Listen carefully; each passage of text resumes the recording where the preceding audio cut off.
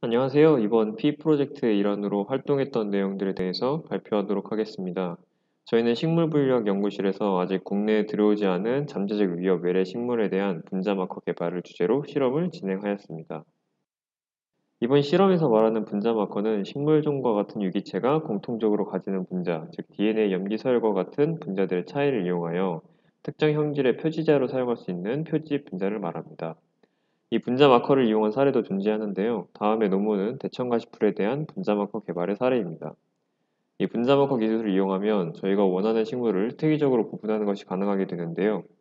핵심은 이 분자 마커 기술을 통해서 원하는 식물, 특히 한국에 들어오지 않았거나 들어오면 해가 될 수 있는 식물을 구분하려 합니다. 이번 실험의 주제는 외래 식물 중 생태계 교란 중에 깊은 관련이 있다고 할 수 있습니다.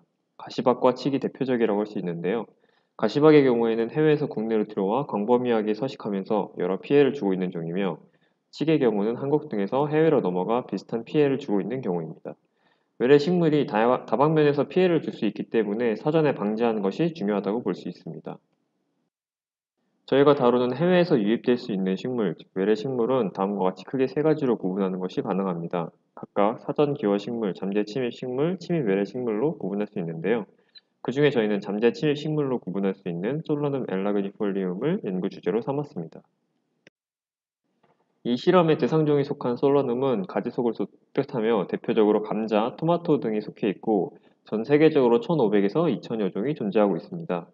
식량 분야에서 중요하게 쓰일 수 있는 종이지만 몇몇의 특정 종의 설익은 열매, 뿌리에서 알칼로이드 글루코시드, 솔라닌이라는 성분이 함유되어 있고 이 성분은 인간과 동물에게 독성을 나타낼 수 있습니다. 지금 보시는 두 식물은 솔라눔 멜라그니폴리움의 친척 관계에 있는 식물로서 이번 실험에서는 비교하는 대상으로 사용하였습니다. 두 식물 모두 솔라닌이라는 독 성분이 존재하기 때문에 잘못 섭취하였을 경우 복통, 구토, 설사 등을 유발할 수 있으며 심각한 경우 사망에 이를 수도 있습니다. 그림을 보시면 왼쪽이 저희가 실험했던 솔라눔 엘라그니폴리움이고 비교 쪽인 솔라눔 카롤리너스, 솔라눔 리라툼입니다. 세 종 다 가지 속에 속해 있으며 비슷한 모형을 보여주고 있습니다. 이 세 종을 구분할 수 있는 기준을 분자 마커로 확립하게 되었습니다. 전체적인 실험 과정은 다음과 같이 진행하였습니다. 첫 번째로 샘플 확보의 경우에는 원하는 식물과 비교 대상종의 표본을 확보하는 과정입니다. DNA를 추출하기 위한 과정이었으며 2X 시탭 방법을 이용한 DNA 추출을 진행하였습니다.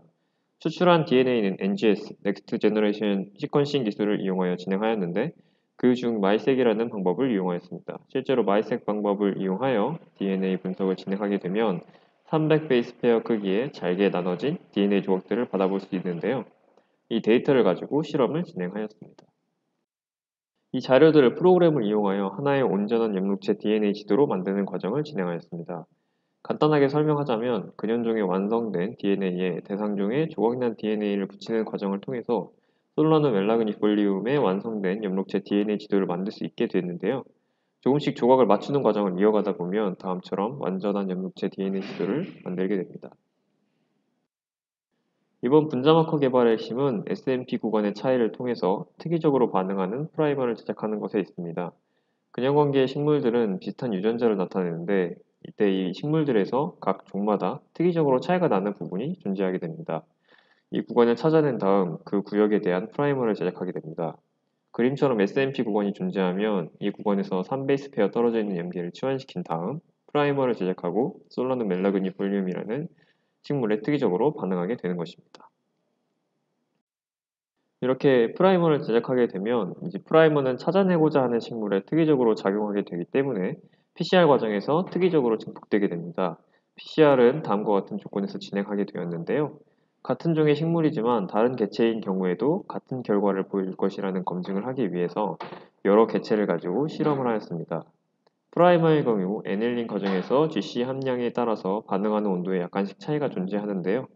이를 위해서 59도, 60도, 61도 등 온도의 차이를 두면서 PCR 과정을 진행하게 되었습니다. PCR 과정 후 전기용동을 실시하게 되는데요. 다음 사진은 전기용동이 끝난 뒤 결과를 보여주고 있습니다. SE는 솔라눔 엘라그니폴리움, SL은 솔라눔 니그롬, C는 솔라눔 카롤리너스를 나타냅니다.